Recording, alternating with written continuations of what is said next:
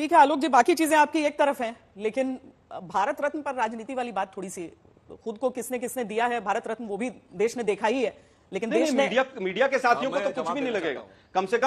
कम से कम आपने एक चीज पे तो आके रुके आप। अभी तक तो नोटबंदी को भी आप लोग बहुत अच्छा काम बताते थे। पूरे हिंदुस्तान के मीडिया ने इस अनैतिक सरकार के अनैतिक कर्तव्यों का, कर्मों का पूरा सपोर्ट किया है और आज भी कर रहे हैं। मुझे लगता है कि डिबेट होने से पहले ही, मुद्दे उठने से पहले ही मीडिया के साथी सवाल पूछना शुरू कर देते हैं कि क्या अगर जेपीसी नहीं बनी तो संसद में जो पैसा खर्च होगा उसके लिए जिम्मेवार कौन होगा।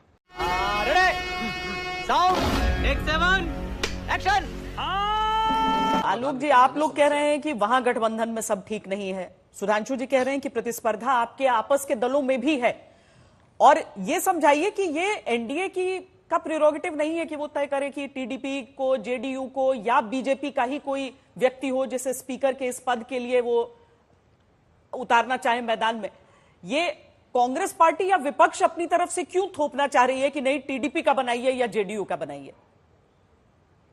क्या क्या कहना क्या चाह रहे हैं भाई आप? नहीं, हमने तो नहीं कहा बीजेपी से, किसी ने भी, किसी भी विपक्षी दल ने यह नहीं कहा कि बीजेपी टीडीपी के किसी व्यक्ति को स्पीकर बनाए। मैंने तो ऐसी कोई बाइट नहीं सुनी। अभी संजय राउत जी की बाइट में सुन रहा था आज तक, पर उन्होंने भी दो शब्द इस्तेमाल किए और उन्होंने कहा कि टीडीपी अगर अपना स्पीकर लेकर आती है तो हम आपस में बातचीत करेंगे, इंडिया गठबंधन के लोग, और कोशिश करेंगे। बातचीत और कोशिश, दो शब्द इस्तेमाल किए। तो हम तो थोप ही नहीं रहे। देखिए, उनकी सरकार है, उन्होंने सरकार बनाई है, वो सरकार चलाएं अच्छे से। एक अलग बात है कि हथियाई हुई सरकार है ये, तमाम जांच एजेंसियों की और इलेक्शन कमीशन की और तमाम, आज आप देख ही रहे हैं अखबारों में और तमाम चीजें क्या खबर चल रही हैं। तो हथियाई हुई अल्पमत की सरकार है, लेकिन उनकी सरकार है और स्पीकर पद उन्हीं को है, उनको बनाना है स्पीकर। अगर स्पीकर भी नहीं बना पाए तो सरकार ही गिर जाएगी। अब दूसरे विषय पर आते हैं। अभी सुधांशु भाई मेरे बहुत अच्छे मित्र भी हैं, इन्होंने मर्यादा की बात की, इन्होंने परंपरा की बात की। तो डिप्टी स्पीकर की परंपरा की हम बात कर लेते हैं। Deputy speaker maximum time opposition parties को दिया गया है, ये परंपरा रही है। अब आगे वो परंपरा रहेगी कि नहीं रहेगी वो तो अब समय बताएगा। डिप्टी स्पीकर पिछले सत्र में रहा ही नहीं, ये शायद पहली बार था। पहली बार हुआ है कि 150 सांसदों को सस्पेंड करके आईपीसी के ऐसे कानून पास करा लिए गए। पहली बार हुआ है कि सेलेक्ट कमिटीज को मैटर सबसे कम गए। पहली बार हुआ है कि जेपीसी के माध्यम से कोई किसी तरह की कोई बात ही नहीं करता है। पहली बार हुआ है कि आप देखिए, 3 कृषि के काले कानून हो, नोटबंदी हो, बड़े बड़े फैसले बिना किसी से सलाह किए संसद में पास किए करा लिए गए हो। खैर, वो गुजरात मॉडल है और वो पूरा देश देख रहा है। अब बात आप दिखाएंगे, आप ये करेंगे, आप वो करेंगे, ये करेंगे, वो करेंगे। है कि वाजपेयी जी का समय रहा हो, कौन सी परंपराएं रही हैं डिप्टी स्पीकर पर, और हमारे समय में कौन सी परंपराएं रही हैं। मैक्सिमम टाइम में देख रहा था कि अपोजिशन के लोगों को डिप्टी स्पीकर का पद मिला, और ये 1960 के दशक से मैंने देखा, तो कहीं ना कहीं ऐसा रहा। तो क्या परंपराएं और मर्यादाएं आगे चलेंगी? क्या परंपरा में और मर्यादा में यह भी है कि एक अकेला सब पर भारी? किसी देश के प्रधानमंत्री ने छाती पीट कर कहा हो कि एक अकेला सब पर भारी और संसद मेरे ठेंगे पर। संसद में क्या क्या हुआ, आपने संविधान बदलने की और तमाम चीजें सामने आई, और उसके बाद आपने संविधान को माथे पर लगाया, क्योंकि जनता ने जनादेश ऐसा दिया कि आपको समझ आ गई कि संविधान ही सर्वोपरि है। तो परंपरा और मर्यादा की बात संसद के मामले में कम से कम बीजेपी सरकार ना करे। अब मुद्दे आते हैं कि कौन कौन से मुद्दे ऐसे हैं कि आने वाले समय में अपोजिशन भी चर्चा करना चाहेगा, और हम चाहते हैं कि देश की जनता भी उस पर चाहती है कि कोई चीज वहां पर वक्तव्य हो। सबसे बड़ा मुद्दा इस समय पर अग्निवीर का है। दूसरा मुद्दा नीट के एग्जाम का है। नीट के एग्जाम में 25 लाख बच्चों का भविष्य अधर में लटका हुआ है। सुप्रीम कोर्ट में तमाम पीआईएल पेंडिंग पड़ी हुई हैं, और आज शिक्षा मंत्री ने देर सवेर आके कहा है कि उसमें काफी अनियमितताएं हुई हैं। पेपर लीक होकर 25-25 लाख बच्चों का भविष्य अधर में लटका हुआ है। क्या शिक्षा मंत्री आकर संसद में उसके ऊपर बयान देंगे? आज ही जितना बड़ा ट्रेन एक्सीडेंट हुआ है, क्या ट्रेन के जो मंत्री हैं, रेल मंत्री हमारे, क्या वो रेलवे मिनिस्टर रिजाइन करेंगे? कोई मौलिक जिम्मेवारी, कोई नैतिक जिम्मेवारी लेंगे? किसी मर्यादा या किसी परंपरा का निर्वहन वो भी करेंगे? मुझे नहीं लगता है कि वो कर पाएंगे, क्योंकि ऊपर से आदेश जब तक नहीं मिलेगा तब तक नहीं होगा। हमारे यहाँ ऐसा ही होता है। तो white paper on train accidents, EVM, election commission की भूमिका, जेपीसी एग्जिट पोल के ऊपर, जो एग्जिट पोल निकालकर तमाम जो नेक्सस था मीडिया, एग्जिट पोल की कंपनियां और बीजेपी का, उसके ऊपर भी जेपीसी की मांग भी हो सकती है, क्योंकि ये हमारे एजेंडे में है। अग्निवीर की समाप्ति हमारे एजेंडे में है। मुझे लगता है कि अब इतिहास में नहीं जाना चाहिए, भविष्य में क्या हो रहा है और वर्तमान में देश में क्या घटित हो रहा है उस पर चर्चा होनी चाहिए। और आने वाले दिनों में इन सब मुद्दों को लेकर विपक्ष, मुझे लगता है कि कहीं ना कहीं संसद में ये तमाम मुद्दे उठाएगा। ठीक है, वाओ ब्यूटीफुल। लंबा दौर ये भी चला है आलोक जी कि एक तरफ हम संसद में ऐसी तस्वीरें देखते हैं जहां पर हंगामा हल्ला हो रहा है, कोई चर्चा नहीं, वरना तो जो पार्लियामेंट्री डिबेट्स होते हैं उनकी मिसाल दी जाती है, उनमें से शब्द और वाक्य कोट किए जाते हैं अलग अलग जगह। लेकिन हमने पिछले कुछ समय में देखा है जिसमें आरोप दोनों तरफ से लगते हैं। मैं इस बात को बोलती हूं कि दोनों तरफ से आरोप लगते हैं, क्योंकि विपक्ष ये कहता है कि हमें चर्चा नहीं करने दिया जाता है, और सरकार की तरफ से यह कहा गया कि चर्चा नहीं, हंगामा हो रहा था और इसीलिए कार्रवाई जरूरी थी। जिन मुद्दों को उठाने की बात आप कर रहे हैं, क्या उन पर हम देखेंगे एक स्वस्थ संसदीय डिबेट जो वहां पर चलेगी, जिससे लोगों का सरोकार है?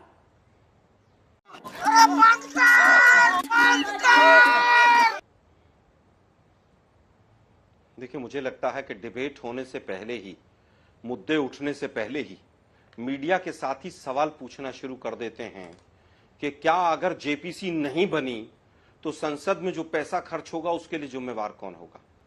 तो मैं ये केवल ये कहना चाहूंगा कि प्रश्न जो है उसमें इतना वजन होना चाहिए कि दोनों पक्षों को उत्तर देने में 4 बार सोचना पड़े। अब बात आती है, सुषमा स्वराज जी और अरुण जेटली जी का नाम लिया इन्होंने। उन दोनों के वक्तव्य ऑन रिकॉर्ड है पार्लियामेंट में कि संसद चलाना सत्ता पक्ष का काम है, सरकार का। 2G के ऊपर 2.5 महीने तक संसद नहीं चली, और 2.5 महीने तक क्या वो बिजनेस एडवाइजरी कमेटी में था क्या मैटर? आज सुधांशु भाई आज बड़ी नैतिकता और मर्यादा की बात कर रहे हैं, और उसके बाद तमाम लोगों को क्लीन चिट मिली। क्या एक कोई सांसद आके माफी मांग सकता है देश से कि 2.5 महीने तक देश की संसद नहीं चली? नहीं। अब बात आती है वापस के उपराष्ट्रपति महोदय ने ये कहा, फिर राष्ट्रपति महोदय ने ये कहा।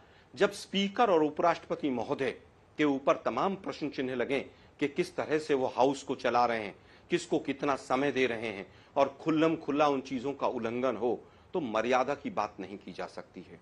क्या एक बार भी किसी ने भी, जितने भी तमाम लोग रहे यहां पर अभी तक पीछे, किसी ने भी एक बार भी ये कहा बीजेपी की तरफ से कि हां इस तरह की चर्चा होनी चाहिए या नहीं होनी चाहिए? अरे भाई, रिजेक्ट करना आपके हाथ में है, और आप बीजेपी के बिहाफ पर अगर नोटिस को रिजेक्ट करेंगे बार बार, तो सांसदों का अधिकार है कि वो आकर दोबारा से नोटिस दें। क्या राष्ट्रपति, उपराष्ट्रपति, चेयरमैन साहब को और स्पीकर साहब को क्या ये नहीं लगता कि 60-70 सांसद अगर वहां पर नोटिस दे रहे हैं तो उस विषय की इंपॉर्टेंस होगी? लेकिन अगर कांग्रेस या विपक्ष किसी भी चीज को उठाता है और वहां से प्रश्न चिन्हों के साथ और संसदीय जो परंपराएं हैं उनका उल्लंघन शीर्ष करता है, तो स्वाभाविक है कि मर्यादाओं की बात और उसकी नहीं की जा सकती है। ये बड़ी अच्छी बात कही आप। अब बात आती है लीडर ऑफ अपोजिशन के तीसरे प्रयास के बाद। अरे भाई, हमने तो 1952 में धुर विरोधी लोगों को लीडर ऑफ अपोजिशन और मंत्री के पद भी दिए हैं, क्योंकि हम लोकतंत्र में विश्वास रखते हैं। लेकिन आप लोगों का दिल बहुत छोटा है। जो व्यक्ति कहता है एक अकेला सब पर भारी, वो मणिपुर जा नहीं सकता है, और पूरे 10 साल के अंदर वो व्यक्ति एक प्रेस कॉन्फ्रेंस नहीं कर सकता है। तो मर्यादाएं तो वो भी थी कि एक प्रधानमंत्री विदेश से आते थे तब भी प्रेस कॉन्फ्रेंस करते थे, विदेश में भी करते थे, अपने देश में भी करते थे। ये भी संसदीय परंपरा का एक हिस्सा था कि सेशन से पहले और सेशन के बाद सेशन में कौन से विषय होंगे उस पर खुलकर चर्चा होती थी। आप कुछ भी बोलो, ये नहीं सुनने वाला। जिस तरह से आज ये हथियाई हुई सरकार है, हथियाई हुई सरकार कह रहा हूं मैं, कहीं एग्जिट पोल, कहीं मीडिया, कहीं इलेक्शन कमीशन, कहीं जांच एजेंसियां, कहीं पर प्रशासन, कहीं डीएम, कहीं बनारस में नॉमिनेशन रिजेक्शन, चारों तरफ से हथिया कर ये सरकार बनाई गई है। लेकिन हम फिर चाहते हैं, सरकार बनी है, आपके जो एजेंडे हैं वो बताइए। आप रोजगार का क्या मास्टर प्लान है वो बताइए। आपने किसको एमएसएमई मिनिस्टर बनाया है, उनके क्या विचार हैं, पूरा देश देख रहा है। धर्मेंद्र प्रधान जी आए और नीट कैंसिल करने की हिम्मत दिखाएं कि नीट एग्जाम गलत हुआ है। ट्रेन एक्सीडेंट के ऊपर व्हाइट पेपर आए। मुझे लगता है कि ये तमाम मुद्दे हैं, इनके ऊपर सरकार जवाब दे। अनैतिक बोलना भी हूँ क्या करिए बोल। आलोक जी, ये सारी चीजें बताइए और साथ में इस आरोप का भी जवाब और दीजिए। स्पीकर को निकाला गया हो पार्टी से। जी, और ये भी बता रहे हो कि एक ही परिवार को बढ़ाने की जिम्मेदारी केवल उठाते हुए, जबकि सुधांशु जी ये कह रहे हैं कि उनकी पार्टी ने तो आपकी पार्टी के नेताओं को सम्मान दिया। जवाब दें इस बात का। वाह वाह वाह वाह वाह वाह। मैं उत्तर देता हूं। भारत रत्न का जितना राजनीतिकरण इस सरकार ने किया, किसी ने नहीं किया। अभी चरण सिंह जी को भारत रत्न दिया क्योंकि 2 महीने 3 महीने चुनाव के लोकसभा के रह गए थे। 10 साल से पकौड़े तल रहे थे लोग। 10 साल से चरण सिंह जी का योगदान याद नहीं आया। बिहार का चुनाव था, बिहार में हार रहे थे तो कर्पूरी ठाकुर साहब याद आ गए। 10 साल से याद नहीं है। 10 साल पहले उनका योगदान नहीं था, आज ही योगदान था। इन्होंने भारत रत्न को केवल राजनीतिक तरीके से इस्तेमाल किया। मुझे याद है 2014 का वो मंजर कि जिस समय पर सुभाष चंद्र बोस के कुछ परिवार के लोगों को बैठाकर और प्रेस कॉन्फ्रेंस की जाती थी कि सुभाष चंद्र बोस को भारत रत्न नहीं दिया। अरे भी उनके परिवार ने मना किया था कि हमें भारत रत्न नहीं चाहिए। अब मैं पूछना चाहता हूं, 10 साल हो गए, सुभाष चंद्र बोस को क्यों नहीं दिया आपने? किसी के पास जवाब है इस चीज का? कुछ चीजें ऐसी होती हैं जो पर्दे के पीछे होती हैं, लेकिन ये लोग उस चीज को समझते नहीं है। राजनीति के लिए भारत रत्न का उपयोग करना अगर किसी ने किया है तो वो बीजेपी की सरकार ने किया है, कांग्रेसियों को नहीं दिया है। अगर कांग्रेसियों को देने की इच्छा थी उनको तो पहले दे देते ना। 10 साल से क्या कर रहे थे आप? कर्पूरी ठाकुर जी हमारे नहीं थे, चरण सिंह जी हमारे नहीं थे, लेकिन 10 साल तक नहीं दिया क्योंकि चुनाव नहीं थे। अब जब हारने लगे तो आपने देना शुरू किया। अब वापस आता हूं। एवरीबॉडी, सबके सब चोर है। आर्टिकल 370 के ऊपर जिस तरह से तांडव किया पूरे देश के अंदर, इस सरकार ने झूठ बोला कि हमने धारा 370 हटा दी। धारा 370 आर्टिकल 370 आज भी कॉन्स्टिट्यूशन का हिस्सा है। 2 बदलाव किए थे, एक वापस ले लिया। उसमें से 35A का जो बदलाव किया था, जिसकी बात सुधांशु जी अभी कर रहे थे, उसमें 15 साल का क्लॉज डाल दीजिए कि 15 साल का डोमिसाइल होगा तब आप प्रॉपर्टी वहां पर खरीद सकते हैं। इस तरह के 36 बदलाव हुए हैं, लेकिन इस तरह से वोट के लिए राजनीति आर्टिकल 370 को यूज करके किसी ने नहीं की। और यही कारण है कि 2014 के बाद से चुनाव नहीं करवा पा रहे हैं। यही कारण है कि 24 में चुनाव लड़ने से भी कश्मीर वैली से भाग गए। तो उसका सच तो सामने आ गया। इंदिरा जी ने पाकिस्तान के 2 टुकड़े किए थे। उन्होंने चाइना को क्लीन चिट नहीं दिया था। उन्होंने ये नहीं कहा था कि ना कोई घुसा है, ना कोई आया है, ना कोई गया है। ये कमजोर प्रधानमंत्री की निशानी थी। पुलवामा के ऊपर वोट इंदिरा गांधी ने नहीं मांगे थे। Indira Gandhi, Indira is India, India is Indira लोग कहते थे। आज देश के प्रधानमंत्री को कमजोर प्रधानमंत्री, अहंकारी प्रधानमंत्री और झूठा प्रधानमंत्री कहा जाता है। हमें भी दुख होता है। पुलवामा के ऊपर वोट मांगे और पुलवामा के शहीदों को आज तक शहीद का दर्जा नहीं मिला। ये लोग भी बात करेंगे जम्मू कश्मीर की शहादत की। ये तो लेटेस्ट न्यूज है। कहूंगा किसने क्या क्या कहा उस बात को छोड़ दीजिए। देश के प्रधानमंत्री ने जिस तरह की अभद्र भाषा का उपयोग किया है पूरे चुनाव में, मुजरे तक पहुंच गए। मुसलमानों को प्रॉपर्टी दे देंगे, भैंस खोल के दे देंगे और मंगलसूत्र दे देंगे। मुझे लगता है कि ऐसी मर्यादा और ऐसे एग्जाम्पल ना कभी इतिहास में रहे, ना कभी भविष्य में रहे।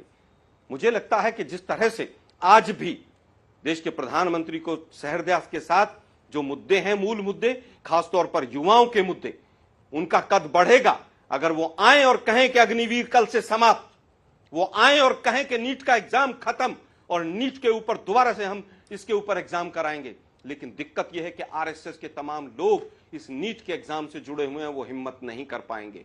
अब तो वैसे आरएसएस भी इनके खिलाफ मुखर होकर बोल रही है। देखिए कौन है, एनटीए का चेयरमैन कौन है, सीबीएसई की चेयरमैन कौन रही। एक लेडी कोई आईएएस कैडर, गुजरात कैडर की तो नहीं रही थी, पहले सीबीएसई एग्जाम लेता था ये।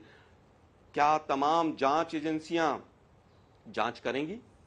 क्या ईडी एक बार भी नीट एग्जाम के लिए कहीं पर जाकर कहीं एक जगह छापेमारी करेगी?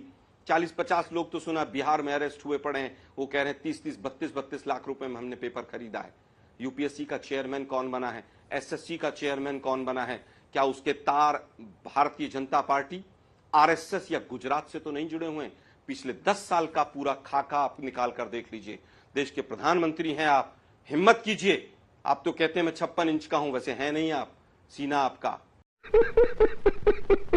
आप आइए और कहिए नीट का एग्जाम कैंसिल और अग्निवीर योजना समाप्त। मैं कहूंगा कि युवा आपकी जय जयकार करेगा, लेकिन आप कर नहीं पाएंगे क्योंकि आप केवल तुलना कर सकते हैं कपड़ों में पंडित नेहरू से और इंदिरा गांधी से। आपके जितने भी क्रियाकलाप हैं वो हिंदू मुस्लिम वाले हैं। सुधांशु भाई भी आखिर में हिंदू मुसलमान ले ही आए इस डिबेट के अंदर। मैं फिर कहूंगा कि देश के प्रधानमंत्री अगर ये कहते हो कि मैं दंगाइयों को कपड़े से पहचान लेता हूं, और जो देश का प्रधानमंत्री ये कहता हो कि अडानी और अंबानी टेम्पू भर भर के नोट कांग्रेस को या अपोजिशन पार्टीज को दे रहे हैं, उस व्यक्ति को नैतिक अधिकार नहीं है उस पद पर बैठे रहने का। ऐसे ही चलता रहा तो इस देश को विश्व गुरु से गुरु घंटाल बनने में ज्यादा टाइम नहीं लगेगा। देखिए आलोक जी, बाकी चीजें आपकी एक तरफ हैं, लेकिन भारत रत्न पर राजनीति वाली बात थोड़ी सी, खुद को किसने किसने दिया है भारत रत्न वो भी देश ने देखा ही है, लेकिन देश ने मीडिया के साथियों को तो कुछ भी नहीं लगेगा। कम से कम आपने एक चीज पे तो आके रुके आप। अभी तक तो नोटबंदी को भी आप लोग बहुत अच्छा काम बताते थे। पूरे हिंदुस्तान के मीडिया ने इस अनैतिक सरकार के अनैतिक कर्तव्यों का, कर्मों का पूरा सपोर्ट किया है और आज भी कर रहे हैं आप।